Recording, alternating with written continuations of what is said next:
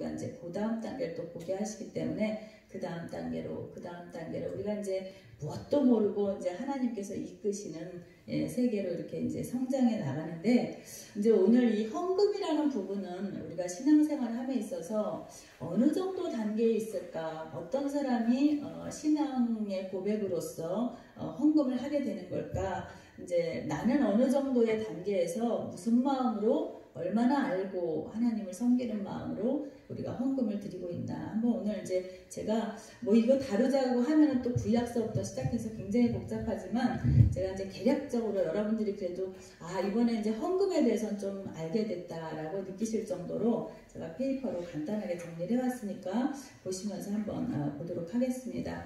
첫 번째로 헌금이라는 건 영어로는 이제 어퍼링이라고 하는데 11조 이거는 이제 타이스라고 해서 기독교의 그 이제 기독교적인 사전적인 의미를 볼 때에 종교단체를 지원할 목적으로 납부하는 수입의 10분의 1을 바치는 하나님께 드리는 금전이나 물질, 이런 것들을 말씀합니다. 그래서 11조라는 이 조라는 거는 이제 세금을 얘기하는 거예요. 세금, 어떤 텍스. 그런데 이제 우리가 가지고 있는 그 의미는 그러한 뜻은 아니죠. 그래서 11조는 구약 성경에 의하면 농작물, 땅에서 자란 것이나 나무의 열매 같은 종류의 것으로 그때는 냈습니다. 왜냐하면 그때는 이제 뭐 현물이라는 개념이 희박하니까 이제 대부분의 또 성도들이 낙농업이나 또 이제 목축업에 임했기 때문에 이제 그러한 것들로 드렸던 거죠. 이러한 조세는 이미 고대에 널리 알려져 있었으며 중세를 거쳐 근세 초기까지 계속되었습니다.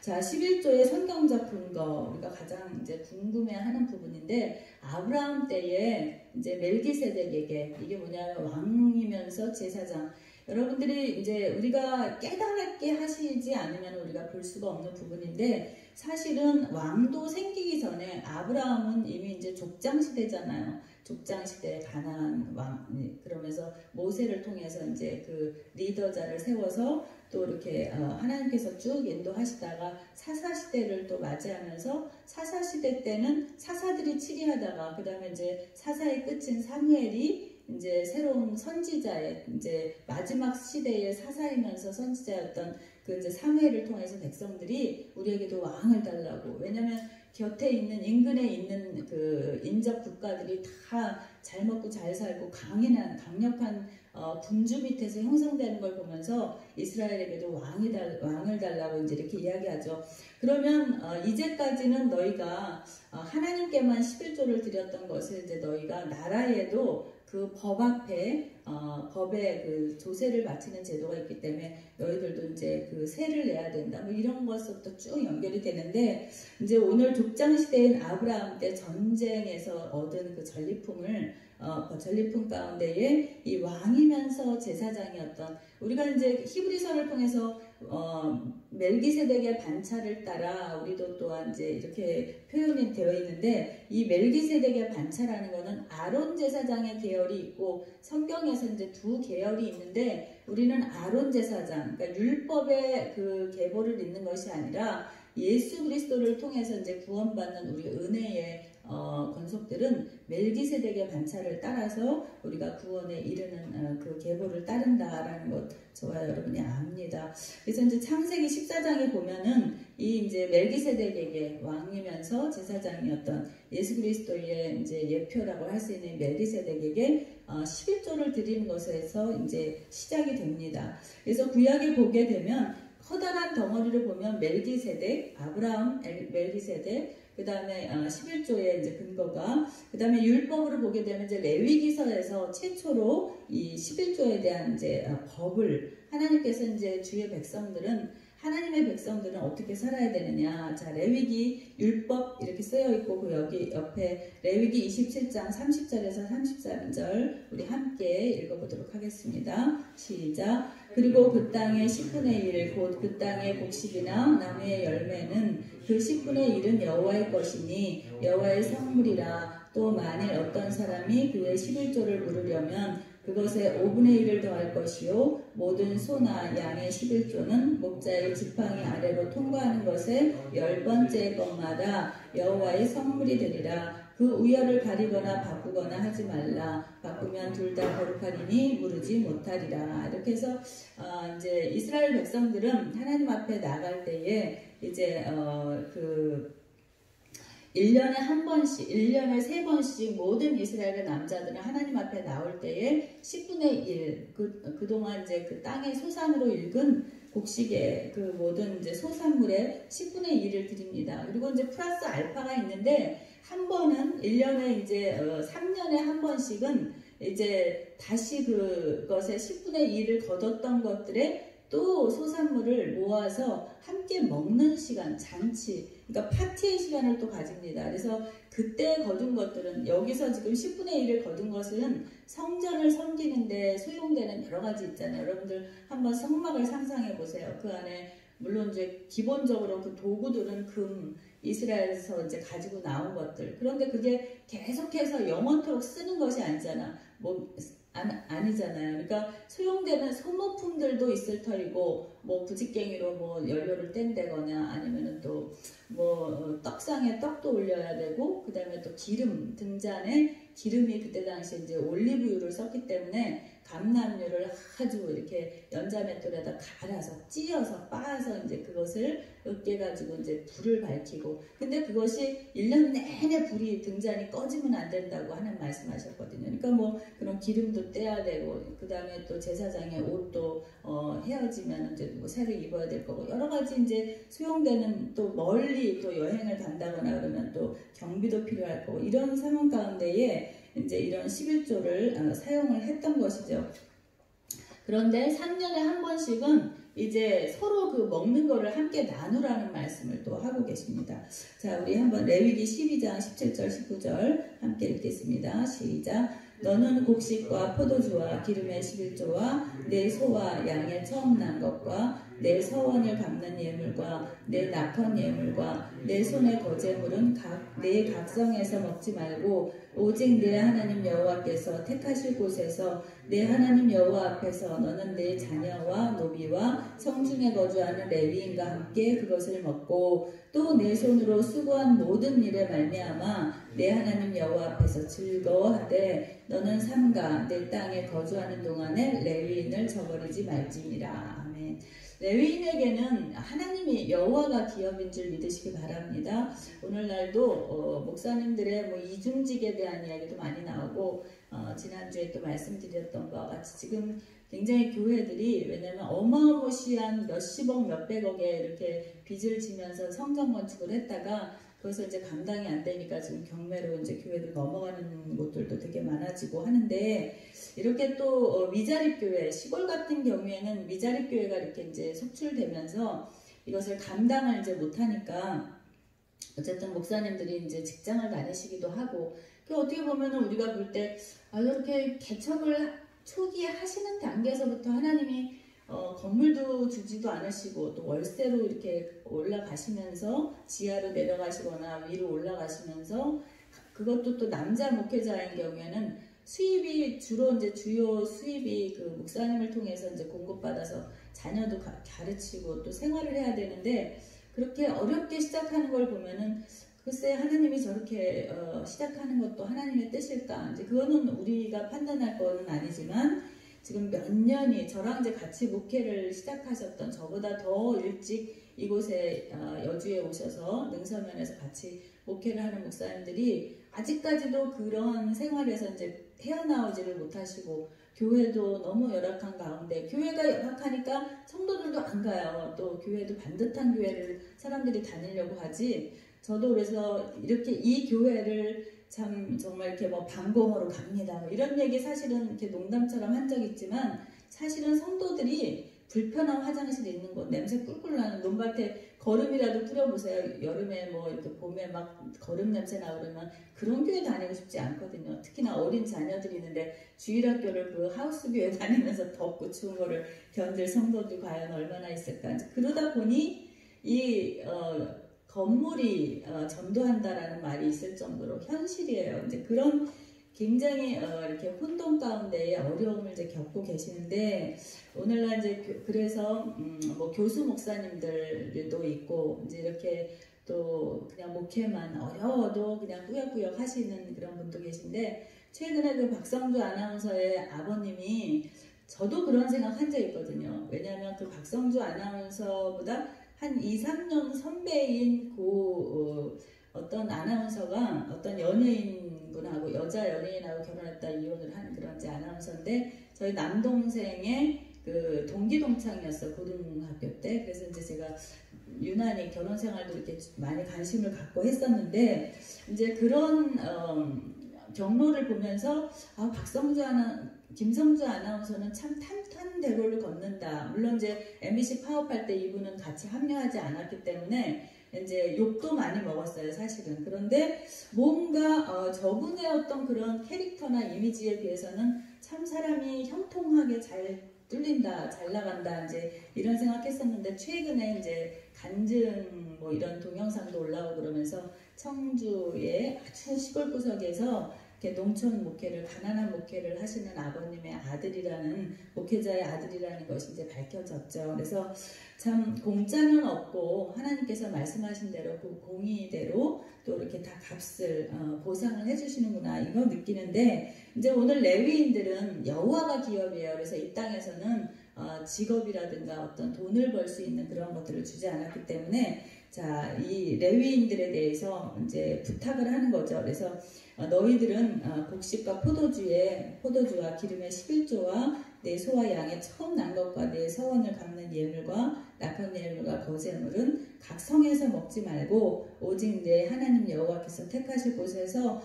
어디서든 먹어도 상관없다라는 얘기를 하고 있는 거예요. 레위인들은 그 이제 하나님이 허락하신 그 여호와께로부터 예배를 통해서 성전을 섬기다가 얻은 그 물질들을 이제 헌물들을 사용해도 된다. 그래서 너는 삼가 내 땅에 거주하는 동안에 레위인을 저버리지 말라. 그러면서 말하자면 레위인은 내가 먹여 살린다라는 말씀을 이제 하나님께서 하고 계시는 겁니다. 할렐루야. 자, 민수기 또 보겠습니다. 우리 민수기 말씀. 자, 구약의 11조에 대한 근거입니다. 18장 21절에서 여기 24절까지 제가 기록했습니다. 함께 보겠습니다. 시작. 내가 이스라엘의 11조를 레위 자손에게 기업으로 다 주어서 그들이 하는 일, 곧 회막에서 하는 일을 감나니 이후로는 이스라엘 자손이 회막에 가까이 하지 말 것이라 죗값으로 죽을까 하노라. 그러나 레위인은 회막에서 봉사하며 자기들의 죄를 담당할 것이요 이스라엘 자손 중에는 기업이 없을 것이니 이는 너희 대대의 영원한 율례라. 이스라엘 자손이 여호와께 거제로 드리는 11조를 레위인에게 기업으로 주었으므로 내가 그들에 대하여 말하기를 이스라엘 자손 중에 기업이 없을 것이라 하였노라. 예, 동일한 말씀이죠. 레위인을 하나님께서 이렇게 책임져 주시는 이유는 뭐냐면 일반인들은 일반적인 선민일지라도 이 성소에 가까이 갈 수가 없어요. 가까이 잘못 갔다가 오늘 본문에 뭐라고 되어 있죠? 자, 죄를 담당할 능이 없기 때문에 하나님께서 그에게 그런 직무를 주지 않았기 때문에 죽음을 맞이할 거라는 이야기를 하죠. 그래서 이런 죽음값을 대신하는 대신에 이 레위인일지라도 하나님께서 이 죄가 있는 상태로 이 하나님의 성소에서 일을 거들었다가는 죽음을 맞이하는, 그리고 또 다른 사람의 죄값을 이렇게 대속하는 그런 속량의 이제 일을, 직무를 감당하지만 자기 스스로가 정결하지 않은 상태일 때는 죽음을 담보로 해서 이렇게 일을 하는 거기 때문에 하나님께서 너희들은 내가 책임진다 라고 이렇게 말씀하고 계시는 겁니다. 그래서 오늘날 목회자들을 바라볼 때 여러분들이 이렇게 일반 회중들은 이제 목회자들이 어떤 경로를 거쳐서 여기까지 왔는지를 잘 모르시잖아요. 간단하게 말하면 죽다 살아난 사람들이에요. 하나님께서 물론 이제 뭐 집안에서 목회자의 가정에서 이렇게 태어나서 우리 집안에 태어나면 무조건 우리는 신학교 가야 되고 목사가 돼야 되는 뭐 이런 이제 들여진 그런 가문도 명문 가문들도 있지만 대부분의 목사님들이 중간에 이제 이렇게 부름받거나 아니면 선교사로 파송이 됐달지 뭐 여러 가지 하나님의 강력한 부르심 가운데 오게 된 분들은 하나님께서 정말 죽음의 사선을 넘는 어떤 그 절대절명의 그런 이제 가운데에 쳐넣으셨다가 이제 하나님의 말씀에 붙들려서 그 말씀의 두려움과 그 경외 때문에 벗어나지도 못하고 이러지도 못하고 하지만 하나님은 오늘도 이제 즐겨내는 자를 기뻐하시느니라 이런 말씀이 있는데 오늘 레위인들이 받은 것을 가지고 너희들이 성소에서 먹든지 어디에서 먹든지 즐겨 먹는데 그것을 기쁨으로 나누라는 이제 말씀이 있는 것 같이 하나님의 일을 이렇게 하는 데에는 바깥에서는 얼마나 어려워 보이고 힘들어 보이고 얼마나 힘드실까 목사님들 얼마나 힘들까 사모님들 얼마나 힘들까 싶지만 이 내면에는 알 수 없는 하늘의 신령한 양식 때문에 이보다 기쁜 일이 없는 줄 저와 여러분이 믿기 원합니다. 아멘. 그래서 그것이 영광의 길이라고 제가 얘기하는 거예요. 십자가는 너무나도 험난하고 정말 고난의 길이지만 그 십자가를 경험한 자만이 누릴 수 있는 그 영광이 있기 때문에 이 세상에 그 무엇과도 바꿀 수가 없는 그 영광이 있다라는 것이죠. 그래서 그러한 이제 직분을 귀한 영광의 직분을 레위인과 제사장들에게 하나님 맡기셨다라는 겁니다. 자 페이지를 넘겨서 이제 3번 11조의 용도 그러면 이렇게 11조를 거둔 이것을 어떻게 써야 되느냐? 자, 제사장의 그 생활을 위해서 이제 먹고 뭐 자고 또 뭐 자녀들도 있고 이제 하니까 이렇게 다 생활을 위해서 제사장이 해야 할 일들을 위해서 또 생활을 위해서 소용이 됩니다. 그 다음에 성전에 또 각종 일들, 그 다음에 어딘가를 이동할 때 또 필요한 것들 또 써야 되고 이런 것들, 그 다음에 먹고 즐기라를 하나님이 포함해 주셨어요. 그래서 이 먹고 즐기는 일들을 통해서 하나님이 우리에게 깨우치기 원하는 것은 자, 이때 당시에는 무신론자가 없는 시대예요.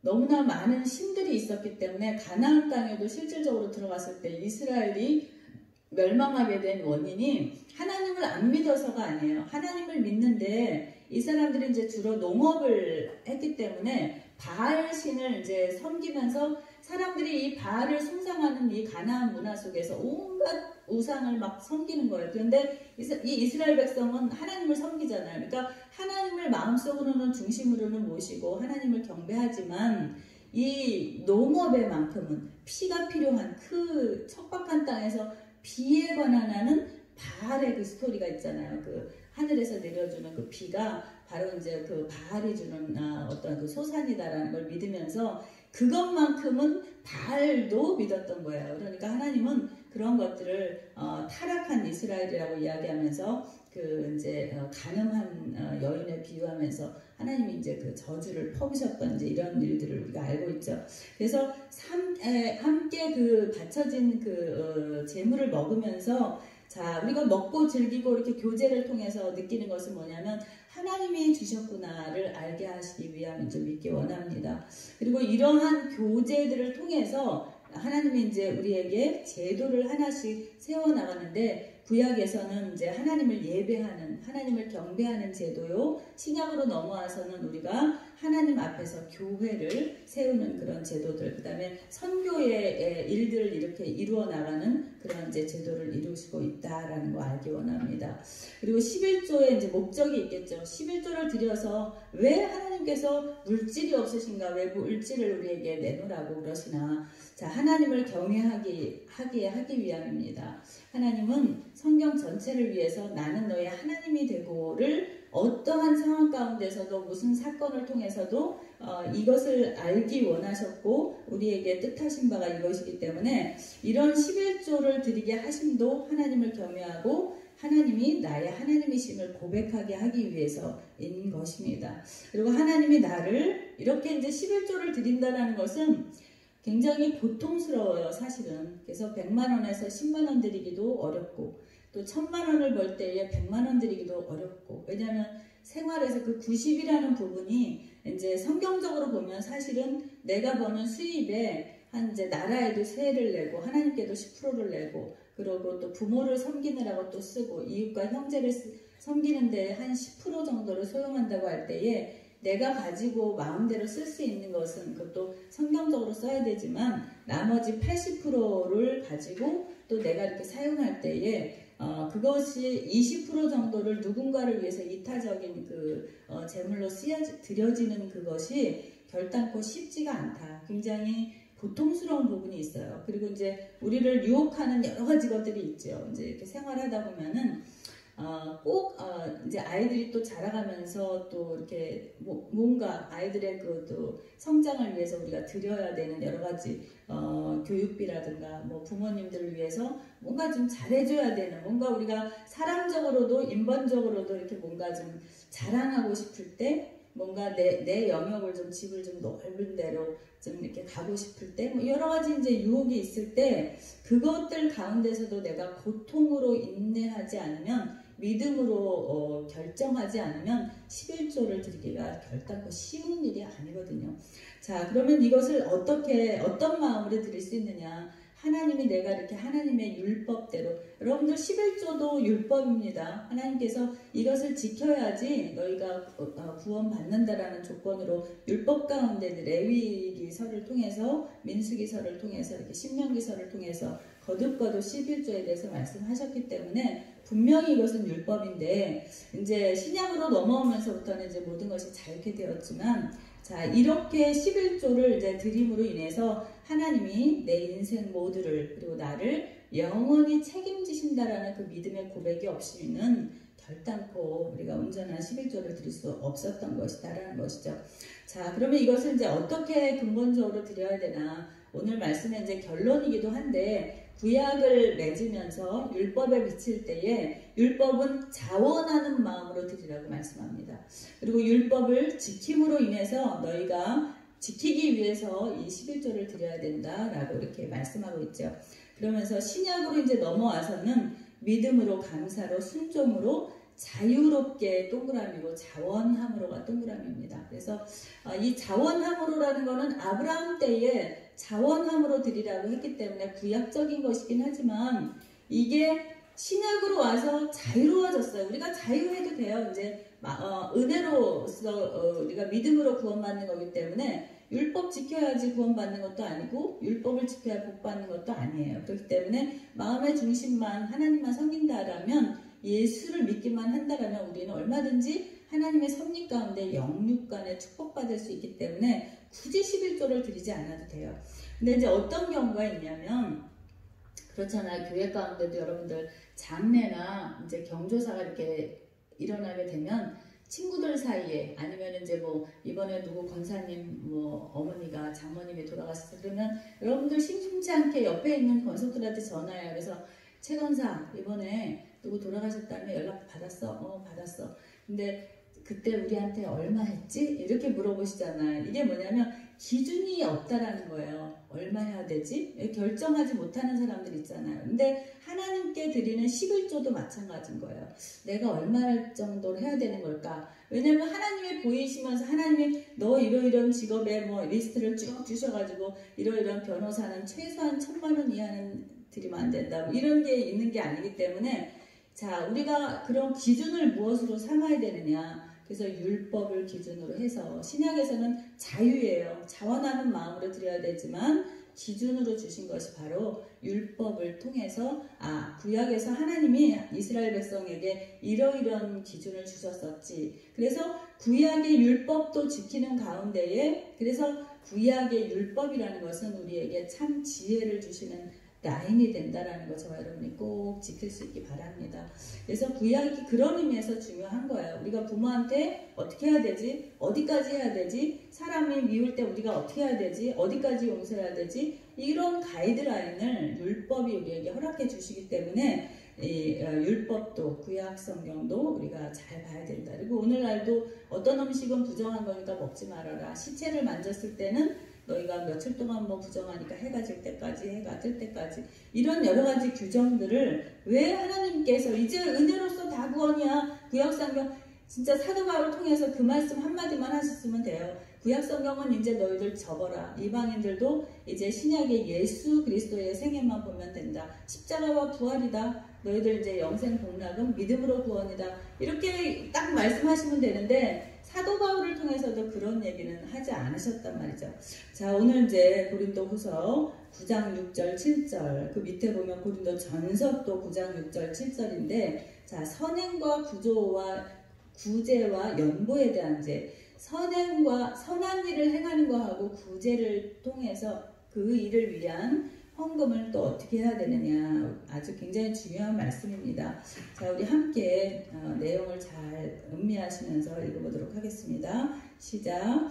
이것이 곧 적게 심는 자는 적게 거두고 많이 심는 자는 많이 거둔다 하는 말이로다. 각각 그 마음에 정한 대로 할 것이요 인색함으로나 억지로 하지 말지니 하나님은 즐겨내는 자를 사랑하시느니라. 하나님이 능히 모든 은혜를 너희에게 넘치게 하시나니 이는 너희로 모든 일에 항상 모든 것이 넉넉하여 모든 착한 일을 넘치게 하게 하려 하심이라. 기록된 바 그가 흩어 가난한 자들에게 주었으니 그의 의가 영원토록 있느니라 함과 같음이라. 심는 자에게 씨와 먹을 양식을 주시는 이가 너희 심을 것을 주사 풍성하게 하시고 너희의 의의 열매를 더하게 하시리니 너희가 모든 일에 넉넉하여 너그럽게 연보를 함은 그들이 우리로 말미암아 하나님께 감사하게 하는 것이라. 이 봉사의 직무가 성도들의 부족한 것을 보충할 뿐 아니라 사람들이 하나님께 드리는 많은 감사로 말미암아 넘쳤느니라. 이 직무로 증거를 삼아 너희가 그리스도의 복음을 진실히 믿고 복종하는 것과 그들과 모든 사람을 섬기는 너희의 후한 연보로 말미암아 하나님께 영광을 돌리고 또 그들이 너희를 위하여 간구하며 하나님이 너희에게 주신 지극한 은혜로 말미암아 너희를 사모하느니라. 말할 수 없는 그의 은사로 말미암아 하나님께 감사하노라. 아멘.